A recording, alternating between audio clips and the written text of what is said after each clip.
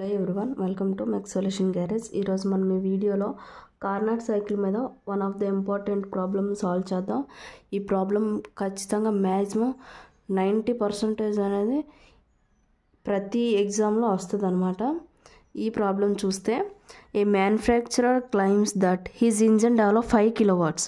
అంటే ఒక ఇంజన్స్ తయారు చేసే మ్యానుఫ్యాక్చరరు చెప్తున్నాడు అనమాట, నా ఇంజన్ అనేది 5 kilowatts అనేది డెవలప్ అవుతుంది అని. Okay, the engine consumes 0.5 kg of fuel per hour. అంటే ఆ ఇంజన్ అనేది 0.5 kg ఆఫ్ ఫ్యూయల్ని పర్ అవర్కి తీసుకుంటుందంట.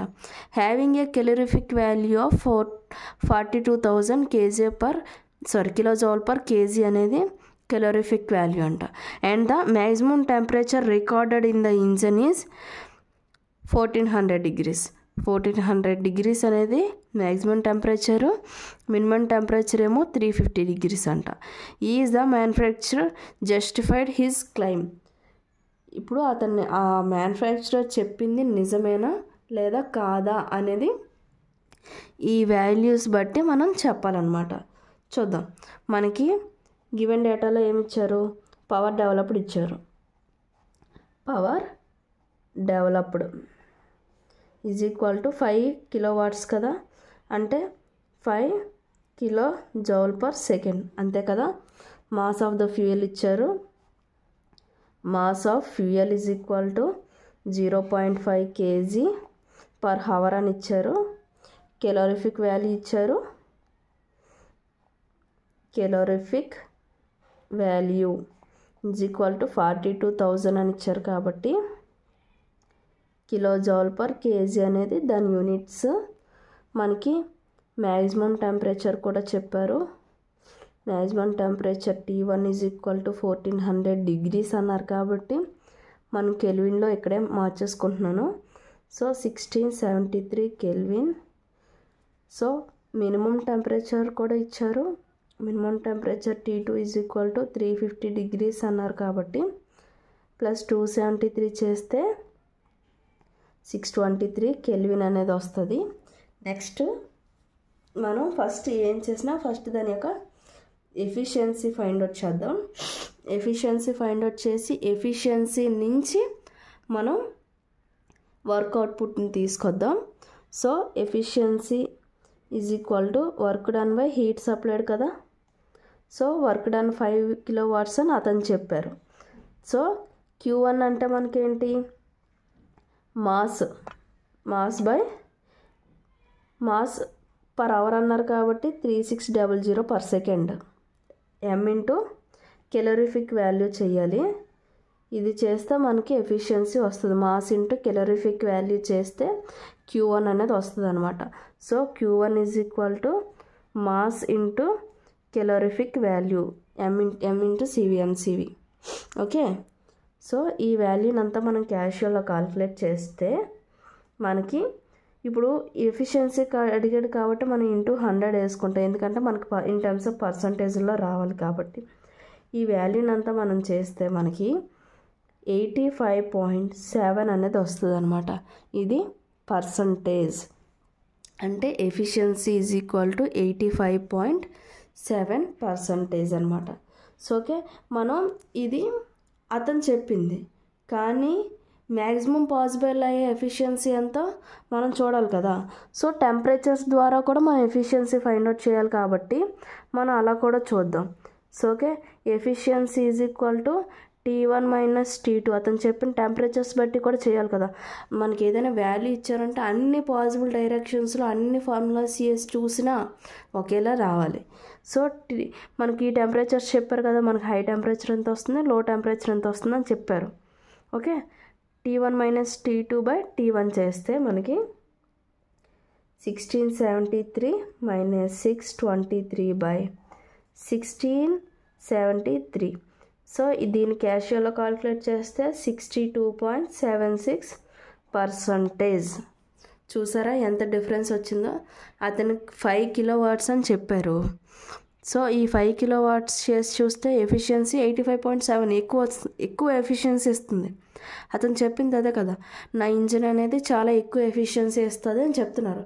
కానీ అతను ఏం చెప్పారు, మళ్ళీ ఈ టెంపరేచర్స్లో వర్క్ చేస్తుంది అన్నారు. ఆయా టెంపరేచర్లో వర్క్ చేస్తే దాని ఎఫిషియన్సీ 62.76 మాత్రమే. కానీ అప్పుడు అతను చెప్పింది ఏంటి, అతను చెప్పింది తప్పు అని అర్థమవుతుంది కదా. సో అతను చెప్పేది తప్పు. అతను ఇచ్చే ఇంజిన్ 5 కిలోవాట్స్ రాలేదు. ఓకే, 5 కిలోవాట్స్ రాలేదు. మరి ఎంత కిలోవాట్స్ ప్రొడ్యూస్ చేస్తుందో ఇప్పుడు మనం చూద్దాం. అతను చెప్పిన దాన్ని బట్టి చూస్తే మన క్వశ్చన్లో ఏమి అడిగాడు, manufacturer justify in his claim. అతను చెప్పింది నిజమేనా అని అడిగితే he cannot justified he's claim, అంతే కదా. అతను తన క్లైమ్ని జస్టిఫై చేయలేదు.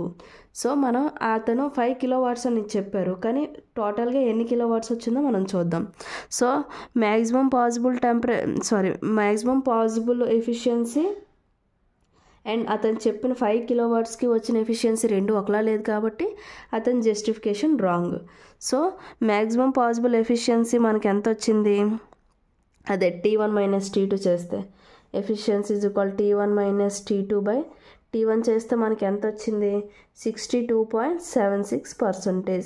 అతను చెప్పిన టెంపరేచర్స్ బట్టి చూస్తే మనకి మ్యాక్సిమం ఎంత ఇచ్చేసినా ఆ పాసిబుల్ టెంపరేచర్ అనేది ఎఫిషియన్సీ అనేది 62.76కి మించదు ఇంకా.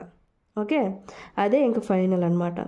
సో దీన్ని బట్టి చూస్తే ఈ ఎఫిషియన్సీని మనం వేసుకుంటే efficiency is equal to work done by output కదా.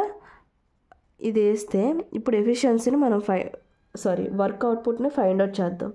So work output is equal to efficiency into heat కదా. సో W ఇలా పెడదాము. ఎఫిషియన్సీని 62.76 కాబట్టి 0.6276 కదా. ఈ ఎఫిషియన్సీ మ్యాక్సిమం పాసిబుల్ ఎఫిషియన్సీ వేసుకుందాం. ఇంటూ Q1 అంటే మనకి ఎంత, M ఇంటూ CV కదా, 0.42,000 kilojoule per KG calorific value per hour ఇచ్చారు కాబట్టి ఇన్ టర్మ్స్ ఆఫ్ సెకండ్స్లో మనం వేసుకుంటాం, ఎందుకంటే మనకి వర్క్ అనేది కిలోజౌల్ పర్ సెకండ్స్లో రావడం కోసం. సో ఈ వాల్యూని అంతా మనం క్యాలిక్యులేట్ చేస్తే మనకి 3.66 వస్తుంది. సో పైన ఉన్నది కిలోజౌలు, ఇది పర్ సెకండ్ కాబట్టి కిలోజౌల్ పర్ సెకండ్. ఓకే, ఇది కిలోజౌల్ పర్ కేజీ కదా, ఇంటూ కేజీ క్యాన్సిల్ అయ్యి కిలోజౌల్ పర్ సెకండ్ అనేది మనకి యూనిట్స్ అవుతాయి. ఓకే, అతను ఎంత చెప్పారు, 5 కిలోవాట్స్ చెప్పారు, కానీ అతని యొక్క ఇంజిన్ అనేది 3.66 మాత్రమే ప్రొడ్యూస్ చేయగలుగుతుంది. సో అతను చెప్పింది రైటా రాంగా, అతను చెప్పింది రాంగ్ కదా. సో దీన్ని మనం వాట్స్లో రాయాలంటే W is equal to 3.66 kilowatts కదా. సో అదే రాశాను అనమాట. లాస్ట్లో మనం ఒకటి చెప్పాలి, అతను జస్టిఫై చేశాడా లేదని అడిగారు కాబట్టి power developed under maximum efficiency condition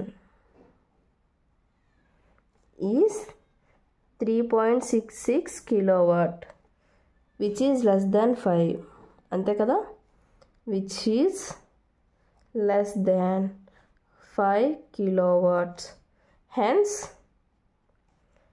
this claim cannot be justified.